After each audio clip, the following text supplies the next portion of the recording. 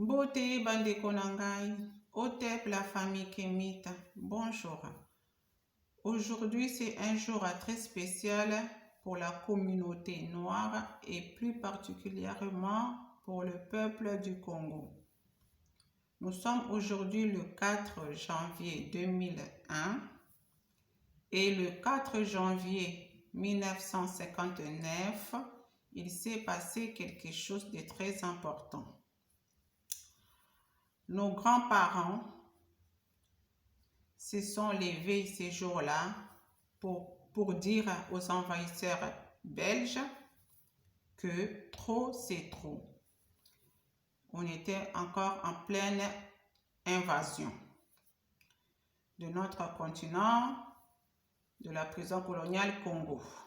Moi, je ne dis pas colonisation, je dis invasion. Invasion. Voilà, notre pays était encore envahi par les envahisseurs belges. Donc, ce jour-là, nos grands-parents se sont levés pour dire que trop, c'est trop. Les Belges, là,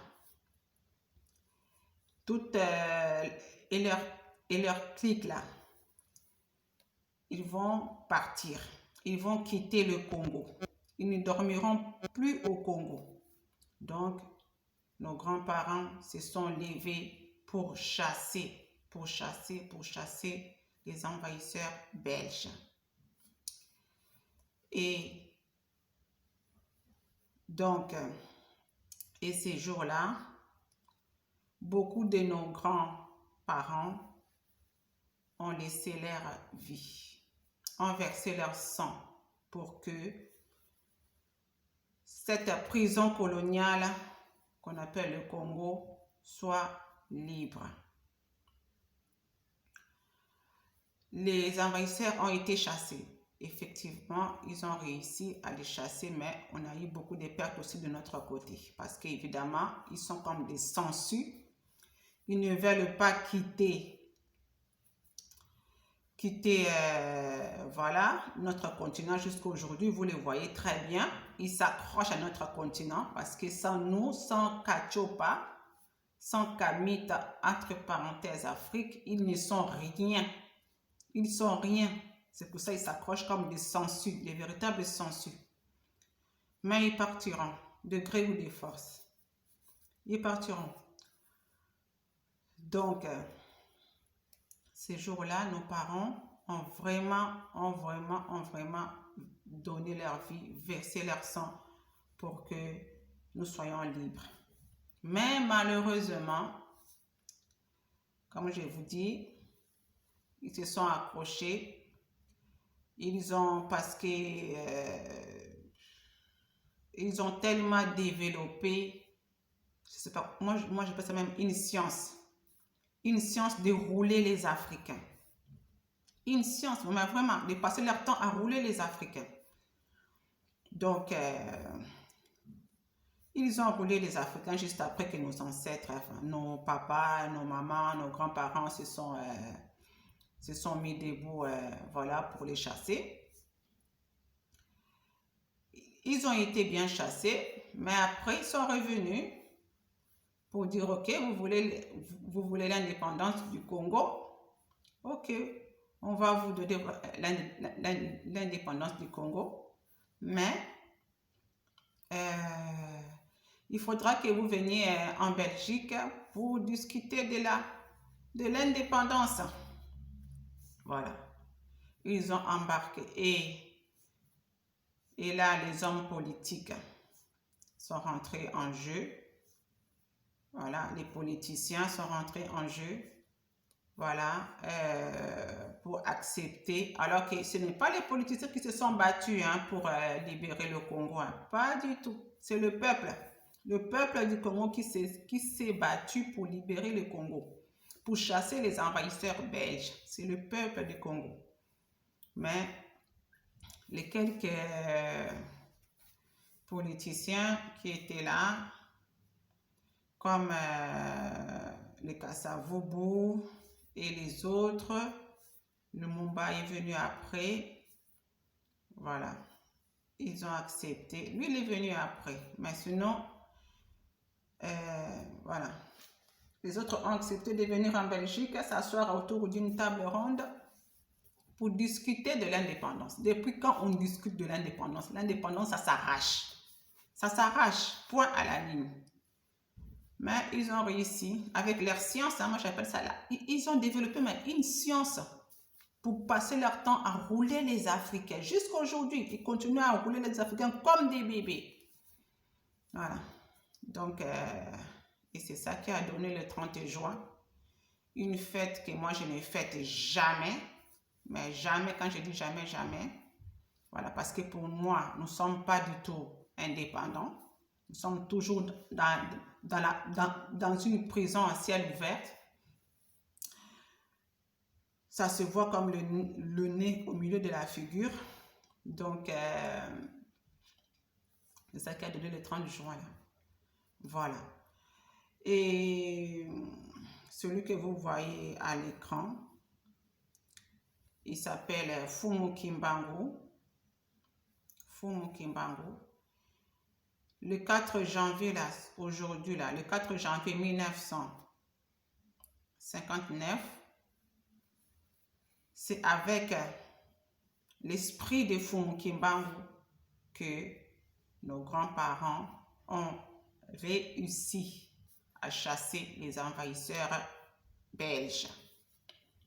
C'est avec l'esprit de Fumu Kimbangu que vous voyez à l'écran. Donc, peuple noir, je sais que tu ne le connais pas. Très peu parmi vous le connaissent. Mais c'est ton prophète. Ton véritable prophète, c'est lui, c'est Fumu Kimbangu. Que tu le veuilles ou non, c'est comme ça. Tu ne peux pas changer l'histoire. Mais je sais que tu ne le connais pas. Alors, Fumu Kimbangu, il est né le 9 mars 1889 à Kamba. Et le 6 avril 1921, comme tu vois là, 1921, il s'est levé pour dire à son peuple, au peuple du Congo, qu'il est temps que nous revenions à nos ancêtres. Voilà. Nous revenions à nos ancêtres, à notre spiritualité, à notre façon de faire. Il est temps que nous redevenions le chef de notre terre. Voilà. Que nous puissions nous diriger nous-mêmes. Voilà. Donc là, nous sommes rentrés selon le calendrier grégorien, bien sûr. Parce que moi, je ne suis pas ce calendrier-là.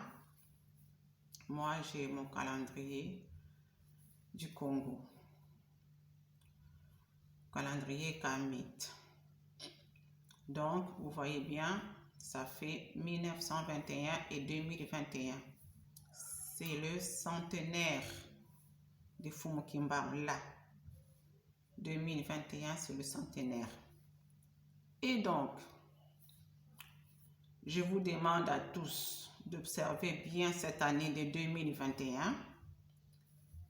Ça ne se passera pas comme une lettre à la poste.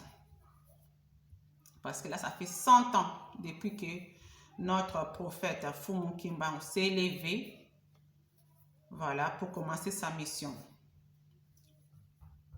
Voilà, de conscientisation du peuple de l'époque, hein, pour dire hey, réveillez-vous là, hein, voilà. Nous sommes sur notre terre, nous sommes sur la terre de nos ancêtres là, hein. On va continuer jusqu'à quand? À laisser ces envahisseurs là nous maltraiter, hein, nous fouetter matin, midi, soir, nous priver de tout, hein, on marche pieds nus, nous, hommes, femmes, enfants. Sur la terre de nos ancêtres, on n'a rien. On vit dans des bicoques. Sur la terre de nos ancêtres. C'est quoi ça? C'est Fumu Kimbangu qui s'est levé pour dire ça. Notez bien la date. Le 6 avril 1921. Et vous pouvez faire des recherches sur Google si vous voulez. Faire des recherches. Il y a plein de choses sur lui. Vous verrez. Et donc, comme je vous ai dit, ça ne se passera pas comme une lettre à la poste 2021.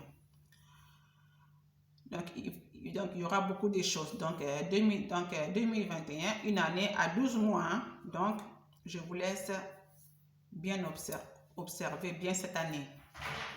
Et s'il y a bien une personne sur cette terre que nos pires ennemis ont peur, c'est bien Fumu Kimbangu. Ils ont peur de lui, vous ne pouvez pas imaginer.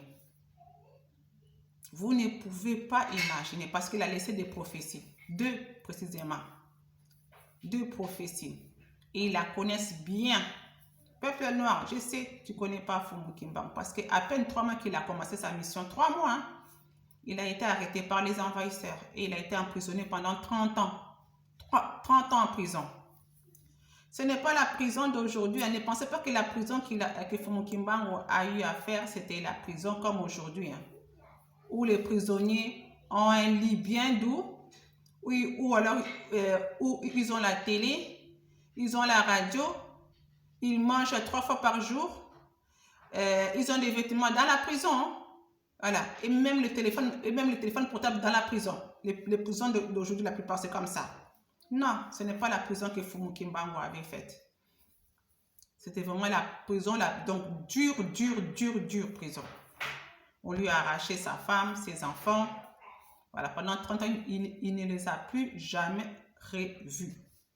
Faites vos propres recherches. Ne me croyez pas sur parole. Allez-y chercher. Voilà. Et venez me dire dans les commentaires ce que vous avez pu trouver sur lui. Donc, s'il y a une personne que ces criminels, ces envahisseurs, ces sensus ont peur, c'est bien Fumu Kimbangu. Et c'est bien cette date-là de 2021, là, où nous sommes rentrés, l'année là. Ils ont peur de ça. Parce que le centenaire de Fumu Kimbangu, ça ne se passera pas comme une lettre à la poste. Voilà. Donc, observez bien les événements qui vont se passer ici en France et en Occident. Vous allez voir. Voilà ce que j'avais, ce que je voulais partager avec vous, ce que j'avais à vous dire et à partager avec vous. Voilà, donc ayons une pensée pour nos... J'aime même pas dire une pensée, voilà.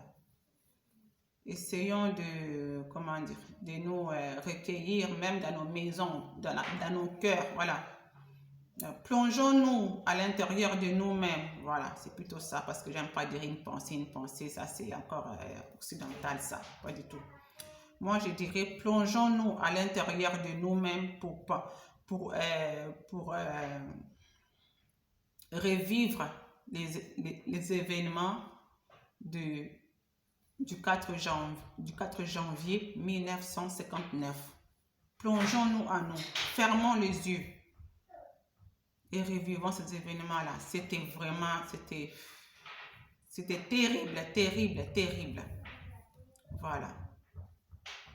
Et après, voilà, avec l'art de rouler les Africains, voilà, ils ont réussi à les détourner de l'indépendance pour laquelle nos grands-parents ont accepté de verser leur sang.